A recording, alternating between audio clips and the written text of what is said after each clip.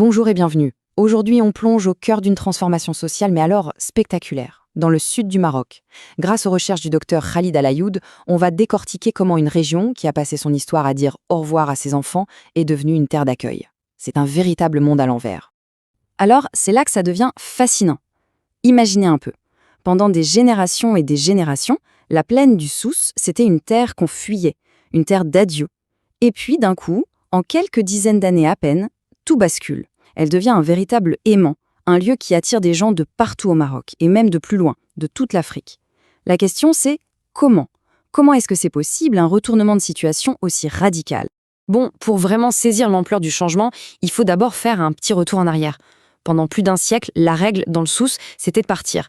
Il faut dire que les ressources étaient rares, les terres souvent arides, et les sécheresses à répétition, ça poussait les jeunes à aller chercher leur avenir ailleurs. C'était comme ça.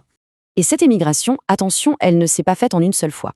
Les travaux de Khalid Al-Ayoud nous montrent qu'il y a eu 4 grandes vagues bien distinctes. Ça a commencé dans les années 20, direction la France, une émigration, on va le voir, qui était encouragée par le pouvoir colonial. Puis, juste après la guerre, c'est le départ vers l'Algérie, on les appelait les oiseaux d'Oran. Ensuite, une période bien plus sombre, le recrutement de masse pour les mines en Europe. Et pour finir, après 76, les choses se sont un peu plus organisées avec des contrats de travail officiels. Cette citation, elle est terrible, mais elle dit tout. Elle nous révèle la stratégie cachée derrière cette première vague de départ. L'officier français Robert Montagnier l'avait bien compris. Pour calmer cette région fière, cette région de résistants, la meilleure solution, c'était de la vider de sa jeunesse. L'immigration n'était donc pas seulement économique, c'était une véritable arme politique pour casser la résistance locale. Et là, on touche à une histoire particulièrement dure, celle de Félix Maura. Le chercheur le surnomme le négrier des temps modernes. C'était un ancien militaire qui parlait les langues locales, et sa mission, c'était de trouver des bras pour les mines européennes. Le processus, c'était humiliant. Il a inspecté près de 800 000 jeunes hommes, souvent nus, pour en choisir 80 000, les plus forts, les plus robustes, pour un travail absolument éreintant, à des milliers de kilomètres de chez eux. C'est vraiment une page très sombre de cette histoire.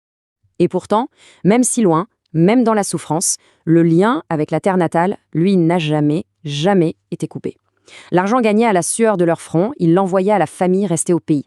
La réussite suprême, le symbole, c'était de revenir construire une grande maison, plus grande que celle du voisin, si possible. Et le plus touchant, c'est que beaucoup demandaient à être enterrés ici, dans leur terre. C'est ce lien viscéral, cet attachement, qui va être la clé de tout ce qui va suivre. Allez, on bascule maintenant vers le grand renversement. Fini les départs, place aux arrivées. Le Souss devient tout à coup une terre promise. Et tout ça, ça va se jouer à cause d'un seul et unique facteur. Un catalyseur qui va complètement redessiner l'avenir de la région. Ce fameux tournant, il arrive dans les années 80. Et il tient dans ce qu'on a appelé les maisons de plastique, les serres. D'un coup, on pouvait faire pousser des fruits et légumes en plein hiver pour les vendre en Europe. C'était une révolution, une vraie de vraie. Et qui dit révolution agricole, dit besoin de main-d'œuvre, un besoin soudain, énorme, un appel d'air comme cette région n'en avait jamais connu de toute son histoire. Pour bien se rendre compte du choc, il suffit de regarder le chiffre d'un seul village, Eit Amira. En 1984, c'était 6 000 habitants. Aujourd'hui, c'est plus de 110 000. C'est juste stupéfiant. Une explosion démographique complètement folle, entièrement portée par cette nouvelle économie. D'ailleurs, aujourd'hui, dans les rues, on n'entend presque plus parler l'amazigh, la langue locale. Mais alors, qui sont tous ces nouveaux habitants ? Eh bien, en grande majorité, ce sont d'autres Marocains, venus d'autres campagnes pauvres. C'est un phénomène assez unique de migration campagne-campagne. À ça s'ajoute une vague plus récente, mais très importante, de migrants venus d'Afrique subsaharienne. Et enfin, on voit aussi revenir des enfants d'émigrés qui viennent investir l'argent de leurs parents, aux côtés de techniciens et d'investisseurs étrangers. C'est un nouveau peuple qui est en train de naître. Attention, cette énorme vague n'a pas tout emporté de la même manière partout. Et c'est là que l'étude de Khalid Al-Ayoud devient vraiment passionnante. Il a fait un zoom, il a regardé à la loupe comment 4 petits villages ont vécu ce tsunami. Et on va voir que chacun a suivi un chemin radicalement différent. Voilà, en résumé, ces 4 destins. Oulad Maïmoun, un village à l'ADN plutôt guerrier, qui a misé sur l'ouverture et le business. Touzaïkou, obsédé par sa terre, qui s'est barricadé pour la protéger. Tifni, un petit port de pêche qui s'est complètement réinventé avec le tourisme. Et enfin, Akram, un village marqué par la spiritualité, qui est devenu un lieu d'accueil assez exceptionnel. Prenons les 2 premiers, c'est vraiment le jour et la nuit. À Oulad Maïmoun, on a vu les nouveaux arrivants comme une chance. On a vendu les terres, on a fait des affaires, et le village est devenu une petite ville brassée et moderne. À l'opposé complet, tous et coups. Eux, leur obsession, c'était de ne pas perdre leurs terres. Ils ont refusé de vendre aux gens de l'extérieur. Ils ont préféré se racheter les parcelles entre eux pour garder le contrôle absolu de leur territoire et de leur identité.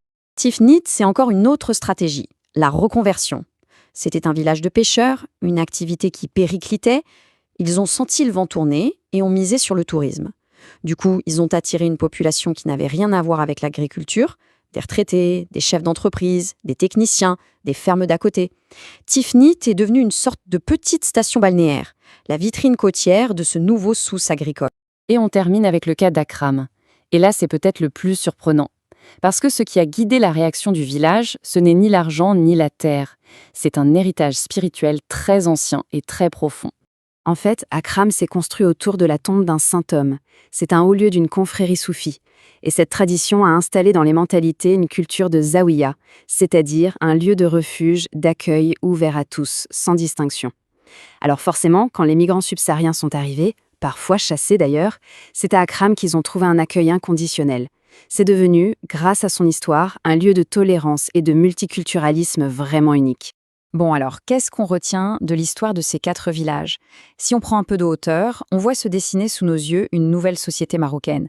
Une société née de la rencontre improbable entre un passé d'émigration et un présent d'immigration. C'est une synthèse fascinante qui est en train de se faire. Mais attention, le tableau n'est pas tout rose. Le bilan, il est complexe. Oui, la croissance économique est là, elle est énorme, c'est indéniable. Mais la cohésion sociale, elle, est mise à rude épreuve. Il y a de l'intégration, mais il y a aussi des tensions. Et surtout, il y a une pression gigantesque sur les ressources, et en particulier sur l'eau. Ce succès économique a un coût social et environnemental qui est très très élevé. Et c'est ce qui nous amène à la question finale. Quand on regarde cette histoire locale, des migrations provoquées par des changements économiques, la création de nouvelles richesses, la naissance de sociétés multiculturelles hyper complexes avec leurs réussites et leurs frictions, est-ce que ce n'est pas au fond une version miniature de ce qui nous attend tous à l'échelle mondiale ? La plaine du Souss pourrait bien être, sans qu'on le sache, un laboratoire de notre futur.